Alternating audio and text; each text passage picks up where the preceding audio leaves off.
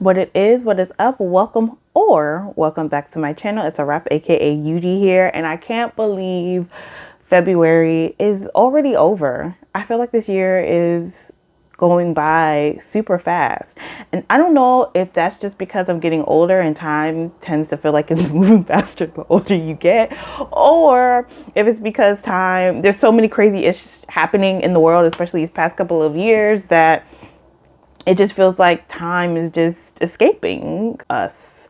And I'm gonna like the 2020s have been moving by so fast.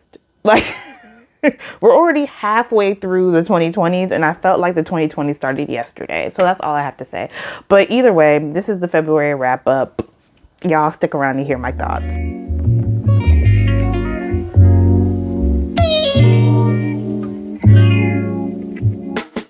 All right, so my goal, if y'all haven't seen my goals video, is linked. I'll link it right here. It's a very long-winded goals video, but just know that one of my goals is to read 60 books this month. 60 books in the year.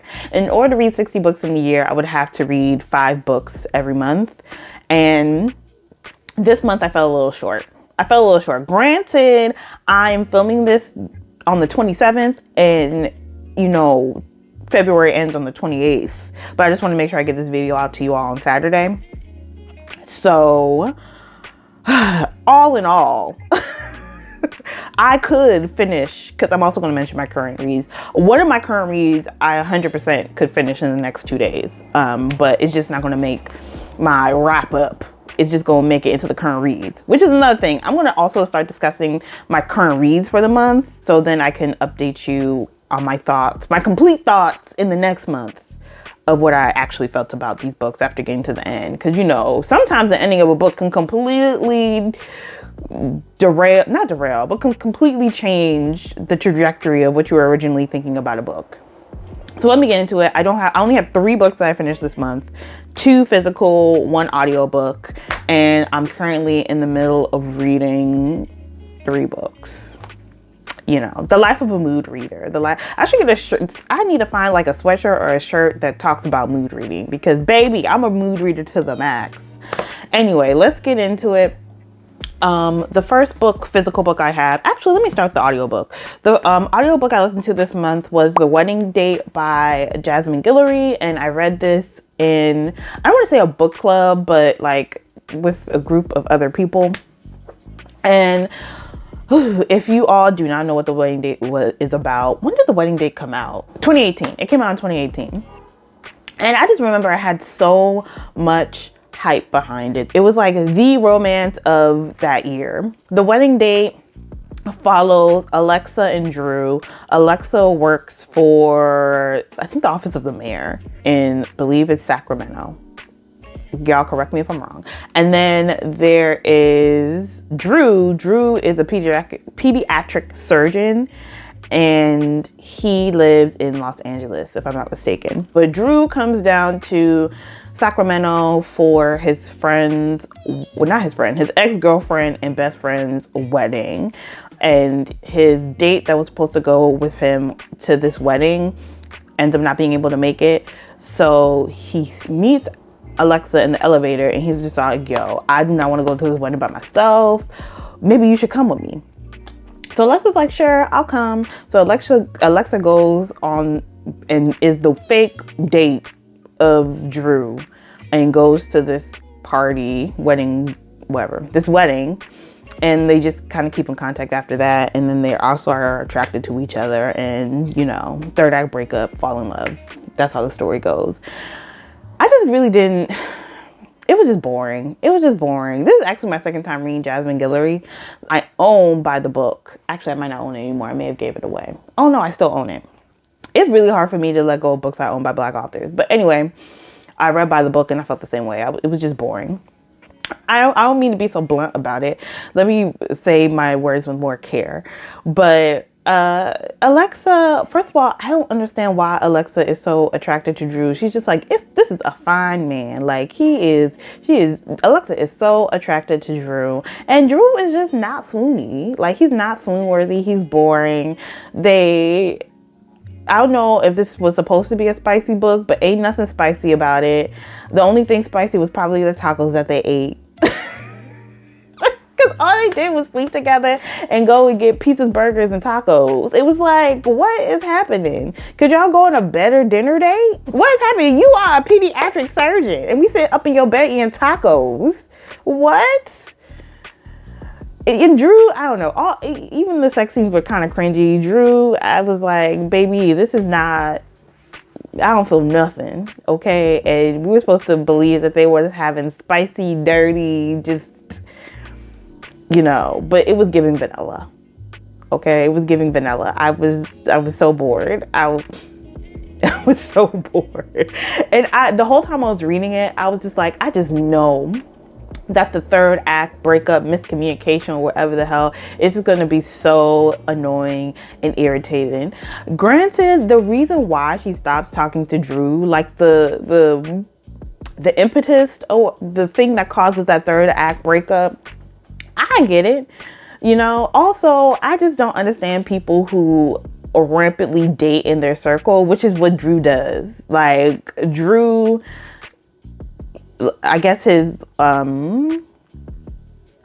Weber, I think they meet, him and the ex that has the wedding meet during maybe his residency. He explains it, but he was just talking about within his cohort after they break up, like he dates all the women in the cohort. Like, stuff like that don't make no sense to me. It don't. Like, I can't, like, I wouldn't want to be with somebody that just dates within their friend circle, like dates, like who, I know people do this, and I'm the person on the outside who judges and doesn't understand why people do ish like this. So, and also why you wouldn't give the girl that you're dating the courtesy to be all like, to not be blindsided, to go to an event and be the new person that's not part of the circle and not know that like this man that you're dating, everybody and their mama know what to do because they all have slept with him too. Like, I would just want the courtesy of like, hey, just to let you know, I done mess with all the girls in the friend circle. Like, I don't want to come in looking stupid. Just let me know. Like, not saying I'm going to judge you, but if somebody tries to throw it in my face, because Alexa kept, look, not me giving a spoiler, but Alexa kept it cute. Alexa was just like, oh, a word? And then she turned around and did exactly like Drew. Like, Drew, you obviously don't like me. I feel that you obviously don't like me because you set me up to look stupid.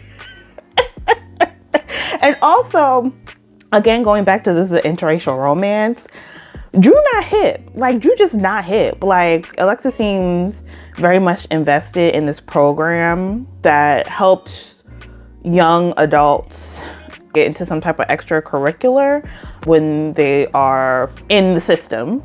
But he's just all like, when they have this whole like riff that just kind of, it's like a moment, it's just like a scene and it doesn't go anywhere from that. Like, they just kind of like agree. Or Drew's all like, oh, I never thought about, what the young disadvantaged Black children go through. And then Alexa's like, yeah. And then just kind of move on. But it's the fact that in the beginning he tries to argue like, oh, well, they did something wrong, so they need to face the consequences. It's just so, yeah, it kind of gave me the ick. And it was kind of like, Alexa, how could you look at this man and be all like, I love this man, I want to build life with him. Like, he was giving stereotypical white man. I could see if he was like a fake hip white man, which is why I like Such a Fun Age. Because in Such a Fun Age, the white man that baby girl falls for, it's like a fake hip. It's like it's like a fake down that's not really down. And it makes more sense why baby girl would be like attracted to this man. But yeah, I just feel like Drew doesn't have the same nuance. He's just a vanilla white, he's just a vanilla white man. And I just don't understand. Like, it doesn't have the nuance to it that I'm just all like, oh yes, I know a Drew. And I know an Alexa that would be with a Drew. It's just, yeah, it was just a really blah read. And I feel like I talked about this way too long. But either way, at the end of the day, I gave this a 3. Would I have read this on my own fruition? No. But did I finish it? Yes. Okay, I hope you guys don't notice the difference in the camera because my phone rang. Okay, moving on to the physical books. I have Parable of the Sower. Is it going to concentrate? Is it going Yeah, by Octavia Butler. I read this for a book club.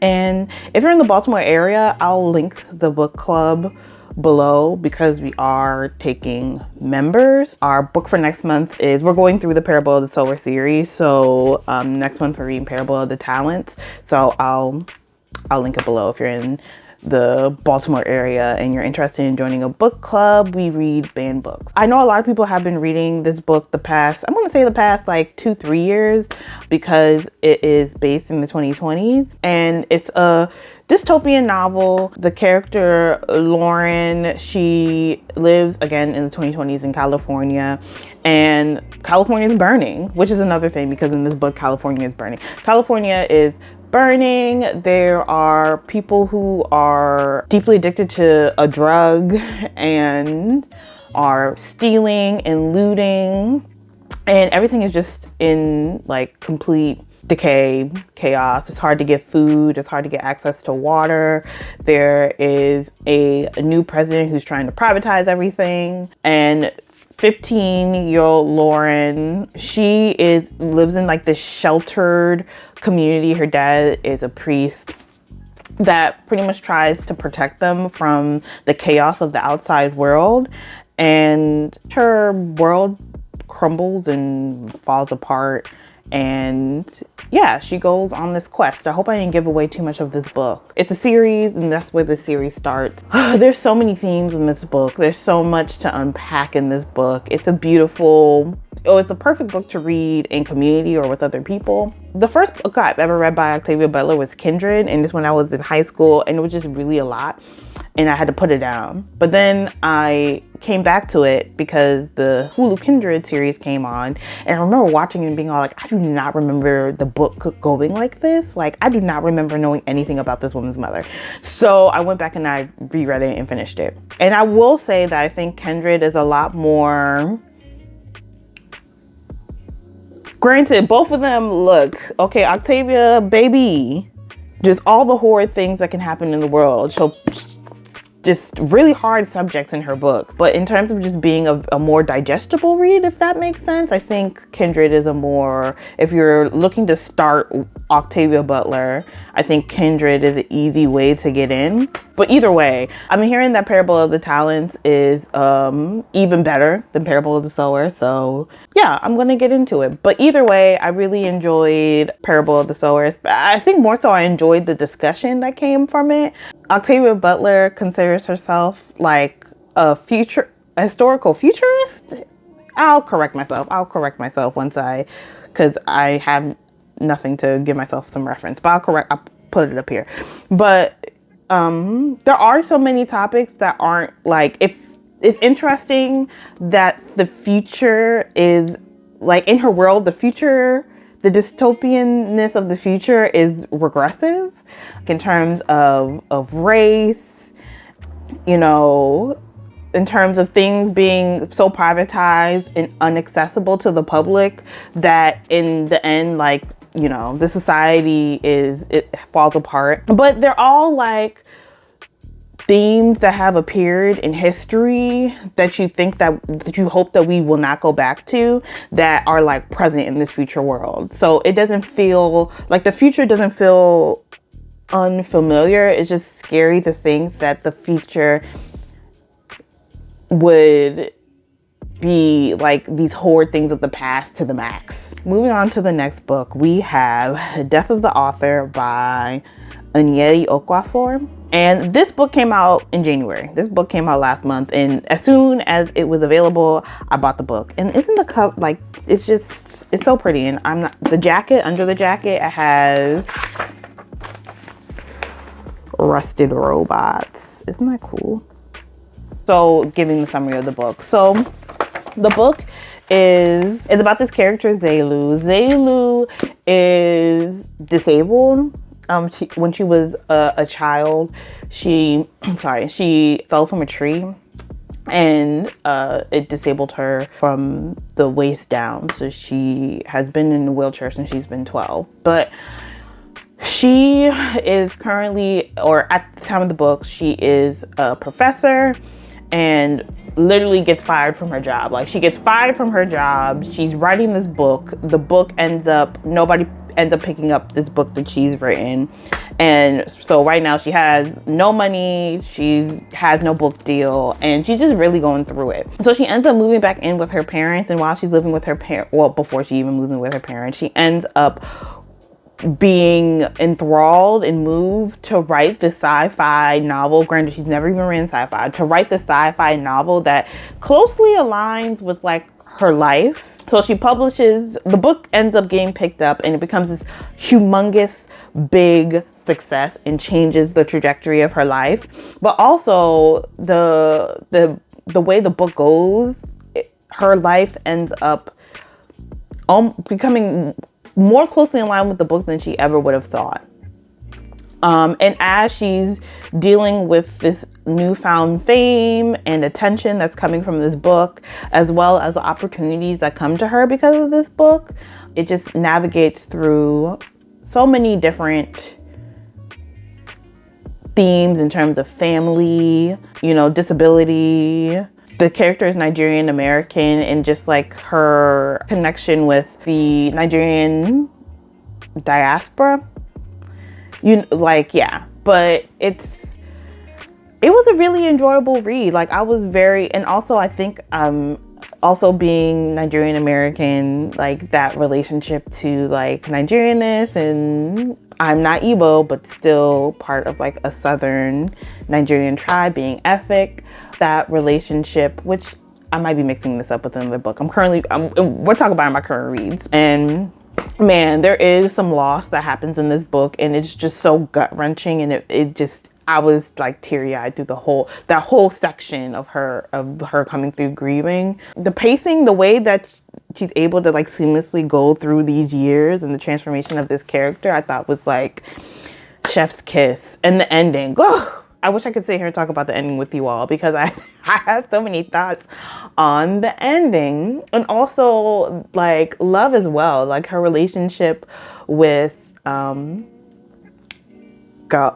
correct me if I'm mispronouncing it. I think it's Mzi.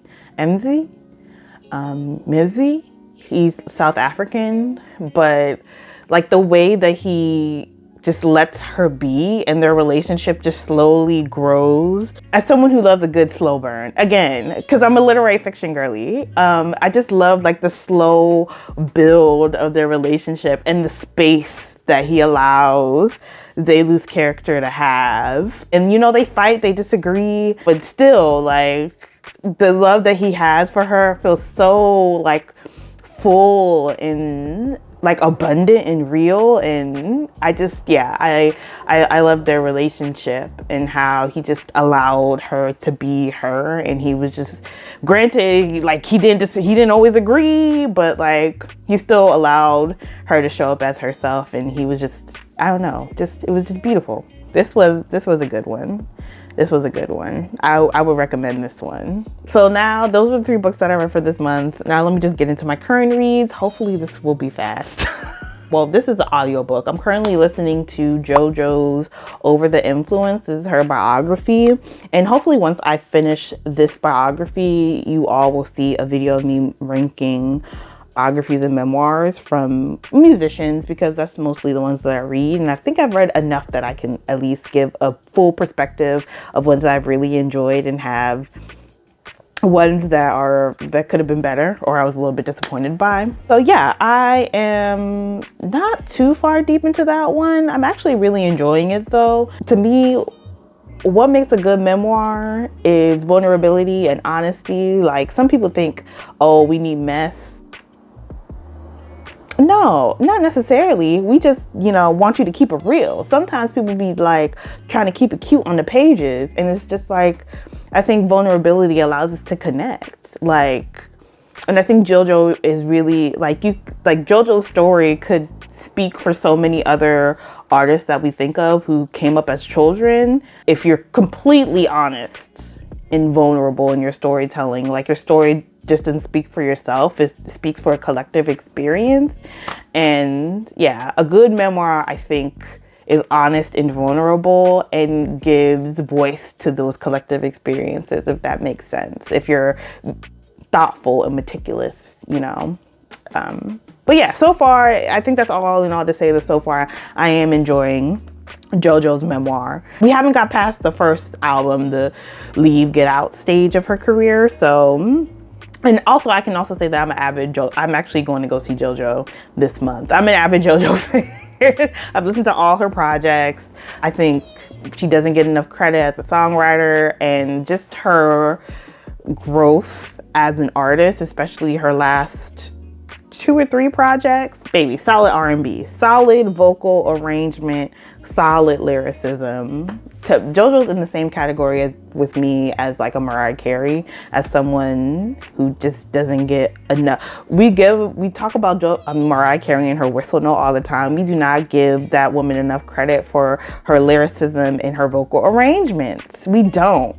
Just outside of being like a singer, just like the mere production of her music, we do not give that enough credit. Like, baby, is a skill, is an art. That's why the music be so timeless. Let me not get on my musical rant. It's the Aquarius in me. The next book on my current reads is, I'm sorry, y'all, another Takerra Allen. I had to take a break from, Parachutes. Because Parachutes is a 3-parter. I think it's a 3-parter.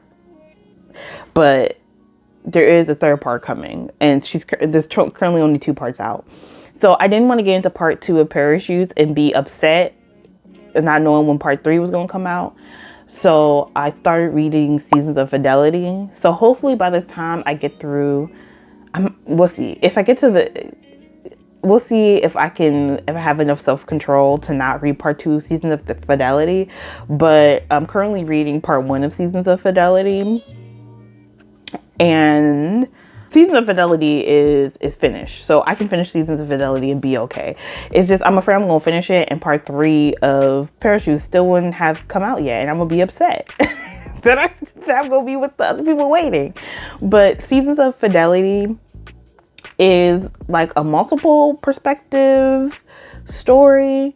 And look, don't let me get to all the characters' names are going to escape me right now. But the main driving plot of all these different stories is that one of the characters is fresh out of jail. Why can't I think? I keep wanting to say RJ. I think it's RJ. But anyway, he's been in jail since he's been 18. We're like trying to sell guns, and he's finally out. He reconnects with his son, who he went to jail right when the mother found out that she was pregnant. So the story starts at his welcome home party. So we get reconnected with all like the group of, I guess, the brothers. So it's 3 of them. Yeah. So it's 3 of them. It's him, Justice, and I can't remember the 3rd person's name, who is the most chaotic of them all.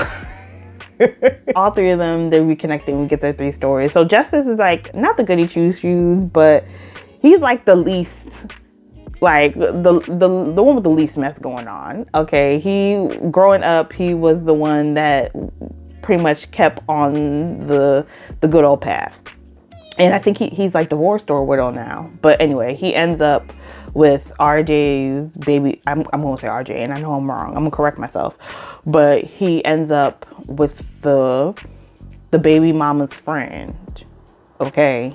And then there is her sister that is really young too. Like, she was a kid when the father of her child ended up going to jail, and she never met his oldest brother. And this is the one that gives me pause. This is the most chaotic, and also I hate an age gap. I hate an age gap, guys. I hate it so much, especially when it's an older man and a younger woman, because of patriarchy and power dynamics and grooming. It gives me really bad ick. It's hard for me to get into. But yeah, he's older, and he has like this successful business. Oof. And also he's like in a whole relationship. So, I mean, Fidelity, because all these people in essence are like in relationships, and baby, just mess.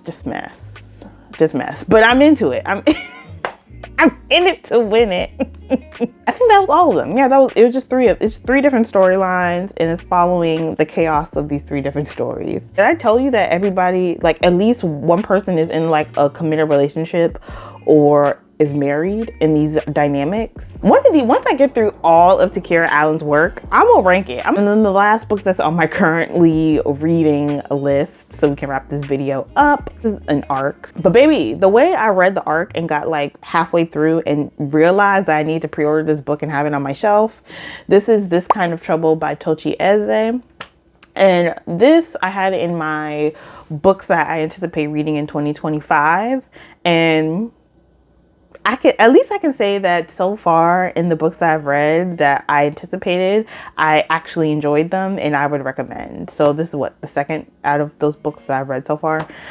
But This Kind of Trouble follows Margaret and Benjamin, and they have been divorced for like forever. They met in the 60s, but it's like this intergenerational story. So they met in the 60s. You know, this is when like Nigeria, it has newly come into independence. There is a lot of like turmoil and just a lot of change happening in the country, and instability, maybe that's the best word, instability happening within the country. And Benjamin and Margaret find each other, fall in love, and ultimately it doesn't work out. But we don't know why their relationship doesn't work out. But from their relationship, they have this daughter, and it's like the only child. Like Benjamin goes on and remarries like 2 or 3 times. Margaret never remarries, but we don't know why this profound love doesn't last, why they end up breaking up. But we come into like 2005, and Benjamin reconnects with his daughter, and that brings on the question of what happened, like why didn't they work out? And then in order to explain why they didn't work out, we got to go back to 1905. We got to go back to the great grandfathers and mothers of what they have carried up until this moment that they don't even realize that they're carrying, and ultimately leads to the demise of their relationship, which at this point we don't know what it is. And honestly, can y'all hear the street sweeper? It's been a time. Anyway, we don't know what ultimately leads to the demise of their relationship, but for me it kind of reads like it's giving me homegoing feels. That's what it gives, that intergenerational interconnectedness. This book doesn't come out till August, but just trust me when I say you should pre-order and read it. It's an excellent debut. It's an excellent debut, and I'm having a very good time reading it. So let me go because I have to go grab my lunch. I'm trying to record this on the clock. Let me know what you guys read for the month of February. I'm no longer going to do TBRs. The only TBR I do is in February because that's the only one I can commit to. There's so many books that I want to read that I'm going to pick up and probably read later on in the year that came out in February. Holland Rhapsody, Good Dirt, to name a few that I really wanted to read that I didn't really get my hands on this month. If you're on your list to read this month, let me know your thoughts on it, and also any other books that you read this month that you really enjoyed, and we can continue our conversation down in the comments. And until the next time, y'all, deuces.